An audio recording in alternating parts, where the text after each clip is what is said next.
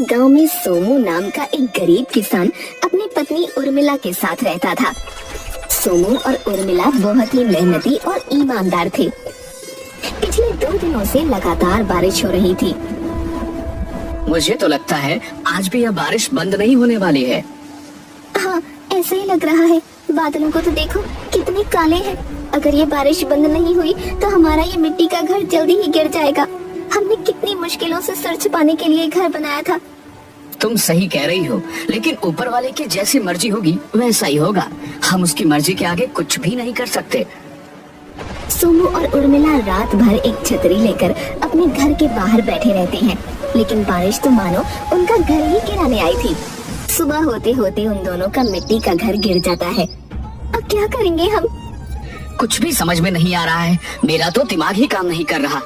इस तरह हिम्मत हारने से कुछ नहीं होगा, कुछ तो करना ही पड़ेगा। चलो हम दोनों अपने गांव के जादुई कुएं के पास चलते हैं।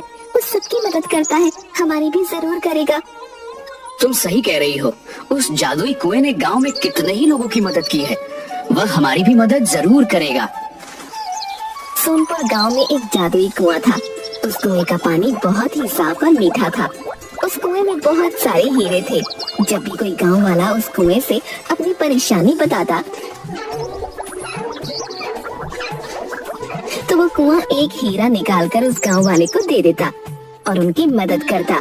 सोमू और उर्मिला कुएं के पास जाते हैं।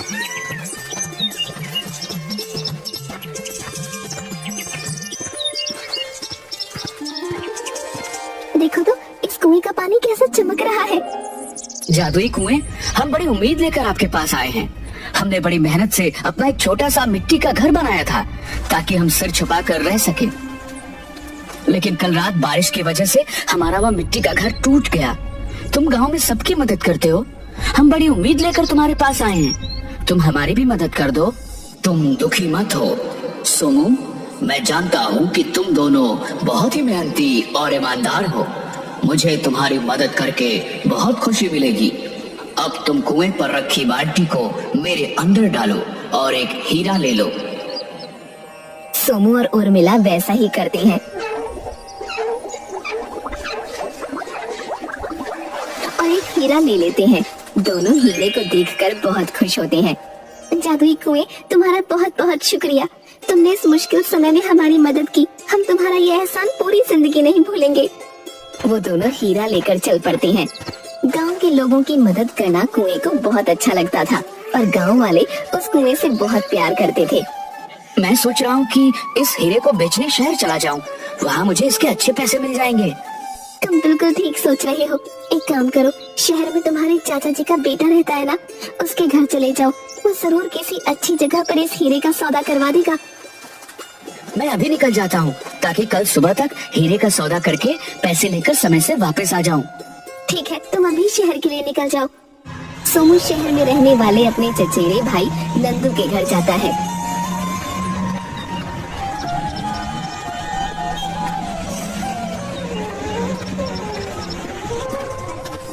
अरे सोमू भैया, आज तुम कैसे आ गए? मुझे तो लगता था कि तुम गांव में ही रहने वाले हो। हाँ भाई, गांव तो मुझे बहुत पसंद है, लेकिन क्या बताऊं, इस बार बारिश की वजह से हमने जो घर बांधा था वह टूट गया। हम बड़ी मुश्किल में आ गए। मैंने तो तुमसे कितनी बार कहा कि मेरे साथ चलो, मैं तुम्हारी कहीं न कहीं नौकरी लगवा दूंगा, लेकिन ना जाने तुम्हें उस गांव से क्या लगाव है। वह सब बातें छोड़ दो। मैं तुम्हारे पास एक काम से आया हूँ। हाँ सोमू भैया, बोलिए, क्या बात है? सोमू अपने थैले में से हीरा निकालता है। मुझे इस हीरे का सौदा करना है। नंदू की आंखें चमक जाती हैं। भैया, आपके पास ये हीरा कहाँ से आया? सोमू नंदू को गांव के जादुई कुएं के बारे में बताता है। नंदू थोड़ा लालची किस्म का इंसान था और बिना मेहनत के पैसे कमाना चाहता था। जादुई कुएं की बात सुनकर नंदू के मन में लालच आ जाता है। ठीक है भैया, मैं इस हीरे को आपको बहुत अच्छा दाम दिलवा दूंगा। तुम्हारा बहुत एहसान होगा भाई।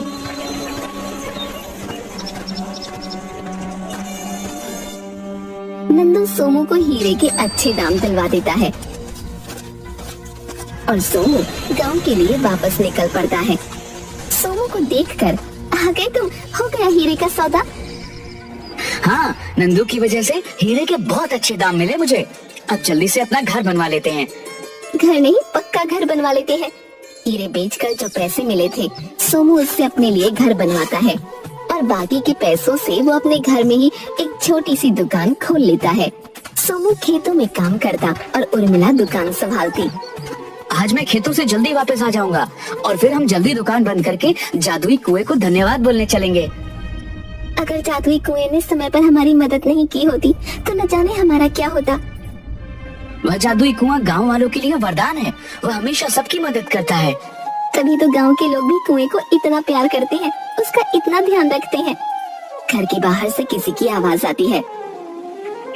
सोमू भैया, सोमू भैया, कहाँ हैं आप? अरे नंदू, आओ आओ, कैसे हो भाई? बस भैया सब ठीक है, सोचा आपसे और भाभी से मिल लेता हूँ। बहुत अच्छा किया नंदू भैया, हमने तो आपको कितनी बार बुलाया। हाँ भाभी, क्या करूँ, समय नहीं मिलता। लेकिन इस बार सोमू भैया से मिलकर सोच ही लिया था कि गांव जाकर आऊंगा। नंदू, तुम्हारे साथ ये कौन है? भैया, ये मेरा बहुत अच्छा मित्र कुणाल है। ये शहर में ही मेरे साथ नौकरी करता है। फिर तो ये हमारे लिए तुम्हारे जैसा ही हुआ। जी भैया, आपने बिल्कुल सही कहा। अरे तुम लोग बैठकर बातें करो, मैं कुछ खाने को लाती हूँ। उर्मिला सबके लिए चाय नाश्ता लेकर आती है और वो तीनों बैठकर बातें कर रहे होते हैं। सोमू भैया, हीरे का सौदा करने के बाद आपकी स्थिति तो काफी सुधर गई लगती है। हाँ भाई, ये सब हमारे जादुई कुएं और तुम्हारी वजह से हुआ है। नहीं भैया, जादुई कुएं ने आपको हीरा नहीं दिया होता तो मैं क्या कर सकता था। हाँ भाई, वह जादुई कुआं तो हमारे गांव के लिए वरदान है। वह हमेशा सबकी मदद करता है। जादुई कुआं? आप लोग ये क्या बातें कर रहे हैं? मुझे कुछ समझ नहीं आ रहा। हाँ दोस्त, इस गांव में एक जादुई कुआं है जिसमें बहुत सारे हीरे हैं। अगर कोई गांव वाला अपनी परेशानी लेकर कुएं के पास जाता है तो वह कुआं उसकी मदद के लिए एक हीरा निकाल कर देता है। यह क्या बकवास कर रहे हो तुम? मैं नहीं मानता इन बातों को। मैं सही कह रहा हूँ दोस्त, यकीन नहीं हो तो सोमू भैया से पूछ लो। हाँ कुणाल, नंदू सही कह रहा है। वह कुआं हमारे गांव के लिए वरदान है। वह हमेशा हम गांव वालों की मदद करता आया है। ये सब अंधविश्वास मैं नहीं मानता। भैया, क्या आप हमें वह कुआं दिखा सकते हैं? क्योंकि मुझे नहीं लगता कि कुणाल बिना कुएं को देखे हमारी बात पर यकीन करेगा। भोला सोमू नंदू और कुणाल की बातों में आ जाता है और उन्हें लेकर वो जादुई कुएं के पास जाता है।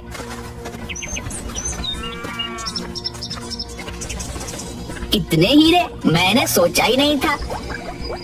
तुम सही कह रहे हो भाई, इतने हीरे इस कुएं में हैं। अगर ये सारे हीरे किसी को मिल जाए तो वह राजा बन जाएगा। इस कुएं के बारे में एक बात बहुत प्रसिद्ध है।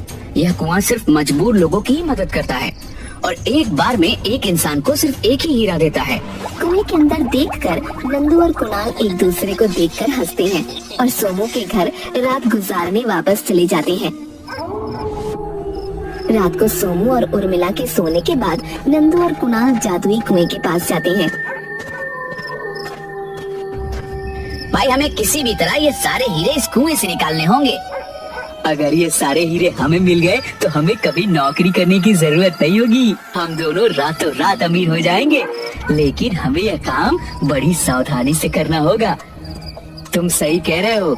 चलो अब हम वापस चलते हैं और कल रात को सीधा शहर से गाड़ी लेकर आएंगे और रातों रात ये सारे हीरे निकाल कर वापस लौट जाएंगे। किसी को हम पर शक भी नहीं होगा।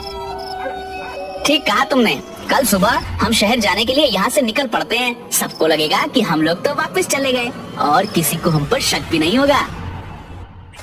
कुणाल और नंदू दूसरे दिन सुबह शहर के लिए निकल जाते हैं और रात होते होते एक गाड़ी लेकर गांव के बाहर इंतजार करते हैं।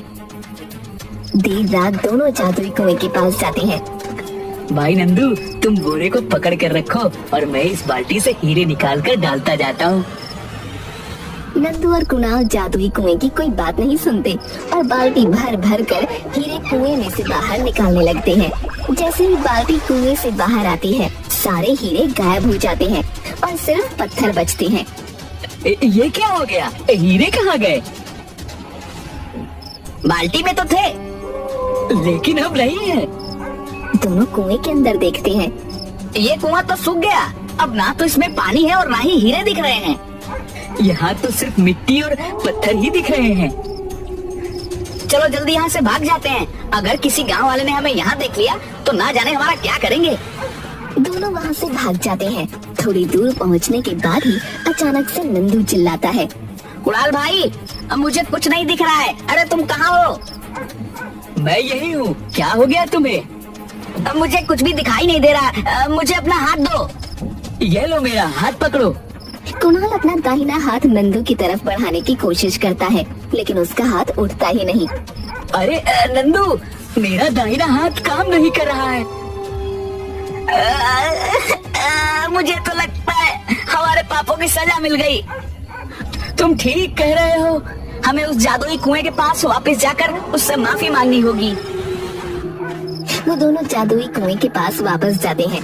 दूसरी तरफ सुबह दो गांव वाले जादुई कुएं के पास मदद मांगने आते हैं, और जब वो कुएं के अंदर देखते हैं तो कुआं सूख चुका होता है। जादुई कुएं, यह क्या हो गया तुम्हें? तुम सूख कैसे गए? मेरी मदद करो। मैंने हमेशा तुम गांव वालों की मदद की है। आज मुझे तुम्हारी मदद की जरूरत है। तुम बताओ हमें क्या करना है, हम तुम्हारे लिए सब कुछ करेंगे। पास के एक जंगल में एक आम का पेड़ है। उस पेड़ पर एक चुड़ैल रहती है। तुम्हें उस पेड़ का एक पत्ता लाकर मेरे अंदर डालना होगा और फिर मैं पहले की तरह हो जाऊंगा। हम तुम्हारी मदद तो करना चाहते हैं, लेकिन चुड़ैल से बहुत डर लगता है। उस चुड़ैल ने हमें खा लिया तो। धीरे धीरे जादुई कुएं के सूखने की बात पूरे गांव में फैल जाती है। सोमू और उर्मिला ये बात सुनकर जादुई कुएं के पास आते हैं। जादुई कुआं रो रो कर सबसे मदद मांग रहा होता है। तभी नंदू और कुणाल भी वहां आ जाते हैं। उन्हें अपने किए पर बहुत पछतावा हो रहा होता है। जादुई कुएं, हमें माफ कर दो। ये सब हमारी वजह से हुआ। अगर हम लालच नहीं करते तो आज तुम्हारी यह दशा नहीं होती।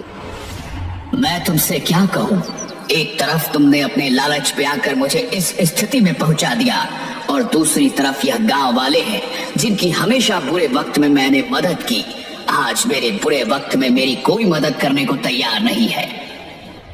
नंदू और कुणाल को ही भेज दो, क्योंकि यह सब उनकी वजह से हुआ है। आप सब हमें माफ कर दीजिए।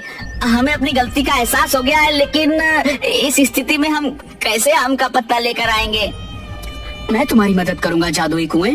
तुम मुझे बताओ, तुम्हें पहले जैसा करने के लिए मुझे क्या करना होगा? पास के जंगल में आम के पेड़ पर चुड़ैल रहती है। तुम्हें उस पेड़ से एक पत्ता तोड़कर लाना होगा और मुझ में डालना होगा। मैं पहले जैसा हो जाऊंगा। जादुई कुएं, मैं अभी जंगल की तरफ जाता हूँ। उर्मिला और सोमू जंगल की तरफ निकल पड़ते हैं। वो जंगल के बीच में एक पेड़ के पास पहुँचते हैं और पेड़ से आवाज आती है, रुक जाओ, तुम आगे नहीं जा सकते हो। कौन हो तुम? सामने आकर बात करो। उस पेड़ में से एक परी निकलती है। मुझे पता है तुम दोनों जादुई कुएं के लिए आम का पत्ता लेने जा रहे हो, लेकिन उसे तोड़ना मुश्किल है, क्योंकि उस पेड़ पर एक चुड़ैल रहती है जो पेड़ को छूने से पहले ही तुम्हें खा लेगी। परी रानी, जादुई कुएं ने हमें बताया था कि उस पेड़ पर चुड़ैल रहती है, लेकिन हम अपने जादुई कुएं को ऐसे नहीं छोड़ सकते। उसने हमेशा हम गांव वालों की मदद की है। अगर गांव वाले उस कुएं की मदद नहीं करना चाहते तो तुम दोनों अपनी जान क्यों गंवाना चाहते हो? मैं तुम्हें हीरो से भरा हुआ एक घड़ा देती हूँ, तुम उसे लेकर वापस चले जाओ। नहीं, हमें कुछ भी नहीं चाहिए। हमें जब जरूरत थी तो जादुई कुएं ने हमारी मदद की थी, और आज जादुई कुएं को हमारी मदद की जरूरत है। तुम दोनों बेवकूफ हो जो उस चुड़ैल का भोजन बनने जा रहे हो। परी रानी, हम सिर्फ जादुई कुएं की मदद करना चाहते हैं, क्योंकि हमें पता है कि बुरा वक्त कैसा होता है। जादुई कुएं ने हमें हमारे बुरे वक्त से बाहर निकाला था, इसलिए आज अगर हमें अपने प्राण गंवाकर भी उसकी मदद करनी पड़ेगी तो हम जरूर करेंगे। तुम दोनों मेरी परीक्षा में पास हुए। कौन सी परीक्षा? मैं तो तुम दोनों की परीक्षा ले रही थी। क्या तुम दोनों घड़ा भर के हीरे लेकर वापस जाते हो, या सच्चे दिल से जादुई कुएं की मदद करना चाहते हो? तुम दोनों बहुत नेक दिल हो। तुम मेरी ये जादुई छड़ी ले जाओ। आम के पेड़ के पास पहुंचकर इस छड़ी से 7 बार गोल गोल घुमाना। इसके जादू से कुछ समय के लिए वो चुड़ैल सो जाएगी, और तुम दोनों जल्दी से आम का पत्ता लेकर वापस आ जाना। और उर्मिला परी की जादुई छड़ी लेकर आम के पेड़ के पास पहुंच जाते हैं और जैसा परी ने कहा था वैसा करते हैं। जल्दी से आम का एक पत्ता लेकर वो वहाँ से वापस परी के पास आ जाते हैं। परी रानी, आपका बहुत बहुत शुक्रिया, आपने हमारी मदद की। यह लीजिए आपकी जादुई छड़ी। शुक्रिया तो मुझे तुम दोनों का करना चाहिए। वो जादुई कुआं मेरी बहन सोन परी है, जिसे एक जादूगर ने बहुत सालों पहले उसकी शक्तियों के साथ उसे कुएं में कैद कर दिया था। और उस जादूगर के जादू को खत्म करने के लिए जब मैंने कोशिश की तो उसने मुझे इस पेड़ में कैद कर दिया।